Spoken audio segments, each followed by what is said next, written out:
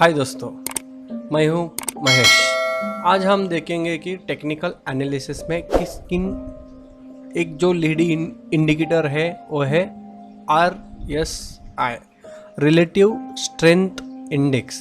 इसका ही इस्तेमाल ट्रेडर लोग बहुत जो मेजर इंडिकेटर है, जो लीडिंग इंडिकेटर है, उसे में इसकी गणना होती है। पिछली वीडियो में हमने देखा कि MACD किस तरह से इसका सेटिंग होता है, उसी तरह ही इसका भी सेटिंग होता है कि किस तरह से आपको जो लोग बताते नहीं कि सेटिंग इसमें क्या है, तो हम वीडियो के लास्ट में देखेंगे कि इसका इस्तेमाल किस तरह से किया जाता है और इसका सेटिंग क्या है। तो दोस्तों, ये RSI किसने स्टार्ट किया, इसकी खोज किसने निकाली? तो जे वेलिस वेल्डर नाम के जो एक इंजीनियर थे, उन्होंने इसका जन्म किया जो 1978 में हो गया और इसका इस्तेमाल स्टॉक मार्केट में शुरू हो गया, क्योंकि उन्होंने किस तरह से रिलेटिव, इसका नाम में है कि ये जो प्राइस है उसी के रिलेटिव से चलता है, जो कि इंडेक्स है, रिलेटिव स्ट्रेंथ इंडेक्स। तो दोस्तों, ये RSI है, इसका कोई तो सेटिंग है जो आप लोगों को कोई बताता नहीं और किस तरह से इसको रीड किया जाता है। देखिए दोस्तों, आप स्क्रीन पर देख सकते हो कि मैंने यहाँ पर जो 50 का है, इसको यहाँ पर एक हॉरिजॉन्टल लाइन खींची हुई, तो इसका भी इस्तेमाल किस तरह से होता है यही हम इस वीडियो में देखेंगे। इसका सेटिंग क्या होता है, इसका किस तरह से स्टॉक पर प्रभाव पड़ता है या स्टॉक का प्रभाव इस इंडेक्स पर पड़ता है। दोस्तों, RSI में लोग बोलते हैं, ट्रेडर बोलते हैं कि RSI ओवरबॉट हो गया, RSI ओवरसोल्ड हो गया। एक क्या होता है ओवरसोल्ड और ओवरबॉट? तो हम देखेंगे कि किस तरह से ओवरबॉट किसे कहते हैं, ओवरसोल्ड किसे कहते हैं। दोस्तों, इसका छोटा सा जो सेटिंग है वो मैं आपको बताने वाला हूँ। इसकी ऊपर की लाइन होती है 70, नीचे की लाइन होती है 30। इसके बीच में ट्रेडर ट्रेड करता है, इसके ऊपर जाता है क्या, जा सकता है। हम यहाँ पर 15 मिनट या 5 मिनट का टाइम जोन लगाते हैं। दोस्तों, इस जो आपको दिखता है कि यहाँ पर, इसको बोलते हैं ओवरबॉट। इसका मतलब क्या है? सीधे सीधे है कि यहाँ पर 70 प्राइस के ऊपर, जो यहाँ पर जो प्राइस लिखे है, इसके ऊपर जब जाता है RSI, तो इसको बोलते हैं कि ओवरबॉट हो गया, RSI ओवरबॉट हो गया। और उसी तरह RSI इस 30 के नीचे गया तो ये बोलता है कि RSI सोल्ड हो गया, ओवरबॉट ओवरसोल्ड। तो क्या होता है कि जब ओवरबॉट होता है तो जो ट्रेडर लोग होते हैं वो यहाँ पर अपने अपने सेल डाल देते हैं, क्योंकि इसका मेजरमेंट होता है कि 30 या 70, इसके बीच में ही ये होना चाहिए। 30 यहाँ पर है 70, तो 30 के नीचे जब जाता है तो यहाँ पर बाइंग होती है, 70 के ऊपर जाता है तब सेलिंग होती है, ये ट्रेडर लोग बोलते हैं। तो ऐसा नहीं है कि यहाँ पर कुछ तो है बीच की प्राइस, वो है 50। ये बहुत मेजर करती है कि 50 के ऊपर जब RSI होता है तो 50 के 70, यहाँ पर 50 के ऊपर होता है तो यहाँ पर बाइंग किए थे। बाइंग बहुत बड़े ये प्राइस है ना 50, ये बहुत मेजर रखती है कि इसके ऊपर जब RSI होता है तो यहाँ पर बाइंग होती है। जब 50 के नीचे होता है तब यहाँ पर 60 का स्टॉप लॉस लगाते हैं। आप देख सकते हो कि यहाँ पर 60 जो है बहुत मेजर होती है। आप देख सकते हो कि 60 पर हम यहाँ पर एक हॉरिजॉन्टल लाइन खींच, यहाँ पर देखिए, यहाँ पर ब्रेक हो गया, ब्रेक होते ही ये 50 तक आ गया, 50 को ब्रेक करते ही ये 30 के तकरीबन पास ही आ गया। उसके बाद ये क्या हो गया, मार्केट खत्म हो गए जब गैप अप हो गया, क्योंकि अभी यहाँ को आपको दिखता है कि अभी 38 पे है। तो इससे ऊपर कुछ तो न्यूज़ होगी जो मार्केट गैप अप हो गया। उसके बाद यहाँ पर हम देखेंगे कि हमारा सेटिंग है 70, इससे बाद में नीचे आ गया है। इसको बोलते हैं कि ओवरबॉट से नीचे आ गया। यहाँ पर सेलिंग प्रेशर था। इसके बाद 60 ब्रेक किया, उसके बाद 50 तक आया, बाद में ऊपर गया निफ्टी। इससे बाद नीचे 50 ब्रेक किया। यहाँ पर आपने देखा बाद में 50 ब्रेक किया तो पूरा निफ्टी और 16 तक आया, क्योंकि ज़्यादा बिकवाली हो गई। तो इसका मतलब क्या होता है कि जब निफ्टी 30 के ऊपर, ये जो आपको बोला है कि यहाँ पर दिखता है कि स्क्रीन पर, जब निफ्टी 30 के ऊपर RSI क्लोज होता है तो RSI 50 के तकरीबन ऊपर ही ओपन होता है।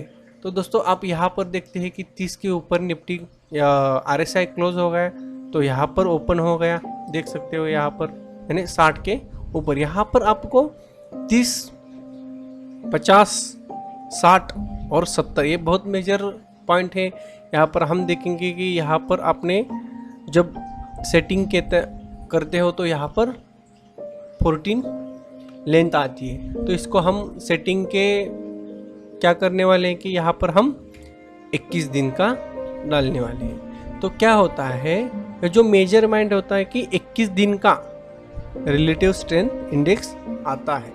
तो दोस्तों आपने देखा कि किस तरह से हमने सेटिंग की। इसका मेजर जो यहाँ पर है 60 और इसके बाद है 50। जब आप ट्रेड करते हो तो 5 मिनट का टाइम लगाते हो। इंट्राडे जो ट्रेडर है 5 मिनट, 15 मिनट, 30 मिनट का भी चार्ट लगाते हो। जो डिलीवरी ले सकते हो 1 आवर्स का भी चार्ट लेके अपने डिलीवरी ले सकते हो। तो दोस्तों इस तरह से होता है कि जो RSI का सेटिंग। तो इसके बाद क्या होता है, RSI जो आप यहाँ पर देखेंगे कि किस तरह से स्टडी किया जा सकता है। तो दोस्तों अभी ये लाइन है उसका भी छोड़ दो कि मैं आपको यहाँ पर जो बताने वाला हूँ बहुत बड़ा मेजर है। आप देख सकते हो RSI में भी स्टडी किया जा सकता है। तो किस तरह से किया जा सकता है, देखिए RSI डबल टॉप और डबल बॉटम लगाता है। देखिए दोस्तों यहाँ पर डबल बॉटम हो गया है, यहाँ पर डबल बॉटम हो गया। जो हमने यहाँ पर लाइन खींची है 50 की, यहाँ पर है 50 की। निफ्टी RSI यहाँ तक आया, इसके बाद ऊपर चला गया, यहाँ पर सस्टेन नहीं किया, इसके बाद नीचे आ गया, इसके बाद ऊपर चला गया और ऊपर जाते ही 50 का ब्रेक किया। तो दोस्तों इसका मतलब क्या होता है कि निफ्टी RSI जब डबल टॉप या डबल बॉटम लगाता है, जो हमने हम यहाँ भी देख रहे हैं कि डबल बॉटम किस तरह से RSI लगाता है, और उसके बाद ये जो टॉप का लगाया हुआ है वो यहाँ पर ब्रेक करता है, और ब्रेक करने के बाद हमें यहाँ तकरीबन निफ्टी के 15, 20, 25 पॉइंट 100% यहाँ पर मिलता है। उसी तरह दोस्तों हम देखेंगे कि निफ्टी में RSI का महत्व कितना है, स्टॉक में किस तरह से इसका महत्व है। उसी तरह दोस्तों हम देखेंगे कि अभी यहाँ पर RSI ने डबल बॉटम, उसी तरह डबल टॉप भी हो सकता है। तो दोस्तों हम देखेंगे कि अभी निफ्टी में यहाँ पर ऊपर देख सकते हो, यहाँ पर RSI देख सकते हो, यहाँ पर एक टॉप किया, इसके बाद यहाँ पर एक टॉप किया।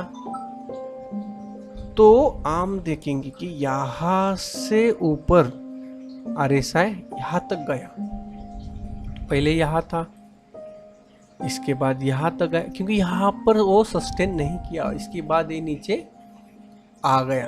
तो दोस्तों ये होता है डबल टॉप, और हमने देखा कि जब डबल टॉप ब्रेक करता है तो यहाँ पर हम 50 का स्टॉप लॉस, ये 50 वाली लाइन है, यहाँ पर हम स्टॉप लॉस लगाते हैं। उसी तरह जब यहाँ पर ब्रेक नहीं किया, क्योंकि आप देख सकते हो यहाँ पर आपने लाइन खींची होगी तो आपको पता चला गया कि ये ब्रेक करेगा या नहीं करेगा। तो ये आपको लगता है कि छोटी छोटी कैंडल बना रही है, यहाँ पर ब्रेक नहीं हो सकता। तो अब क्या, ये जो है हाई, इसको हम स्टॉप लॉस लगा के यहाँ पर सेल करेंगे। तो दोस्तों आप देख सकते हो कि हमें किस तरह से मूवमेंट मिल गई। तकरीबन 9350 के 9250, यानी 100 पॉइंट हमें सिर्फ RSI के ऊपर ही प्रॉपर मिला।